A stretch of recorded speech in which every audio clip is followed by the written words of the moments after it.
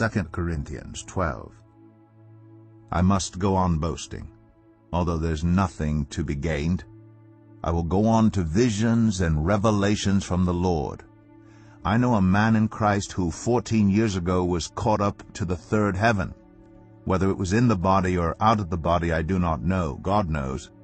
And I know that this man, whether in the body or apart from the body, I do not know, but God knows, was caught up to paradise and heard inexpressible things, things that no one is permitted to tell. I will boast about a man like that, but I will not boast about myself, except about my weaknesses. Even if I should choose to boast, I would not be a fool, because I would be speaking the truth. But I refrain, so no one will think more of me than is warranted by what I do or say, or because of these surpassingly great revelations.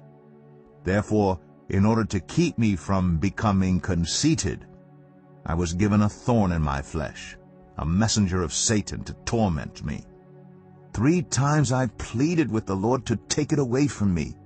But he said to me, My grace is sufficient for you, for my power is made perfect in weakness.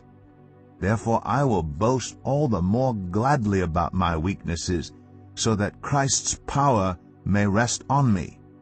That is why, for Christ's sake, I delight in weaknesses, in insults and hardships, in persecutions, in difficulties.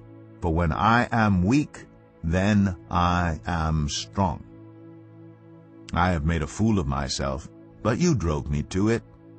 I ought to have been commended by you, for I am not in the least inferior to the super-apostles, even though I am nothing. I persevered in demonstrating among you the marks of a true apostle, including signs, wonders, and miracles. How were you inferior to the other churches, except that I was never a burden to you? Forgive me this wrong. Now I am ready to visit you for the 3rd time, and I will not be a burden to you, because what I want is not your possessions, but you. After all, children should not have to save up for their parents, but parents for their children. So I will very gladly spend for you everything I have, and expend myself as well. If I love you more, will you love me less? Be that as it may, I have not been a burden to you. Yet, crafty fellow that I am, I caught you by trickery. Did I exploit you through any of the men I sent to you? I urged Titus to go to you, and I sent our brother with him. Titus did not exploit you, did he? Did we not walk in the same footsteps by the same Spirit? Have you been thinking all along that we have been defending ourselves to you?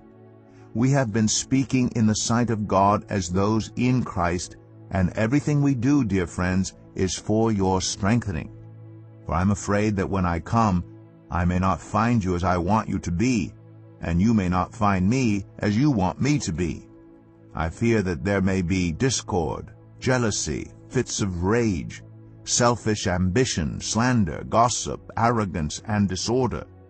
I am afraid that when I come again, my God will humble me before you, and I will be grieved over many who have sinned earlier and have not repented of the impurity, sexual sin, and debauchery in which they have indulged.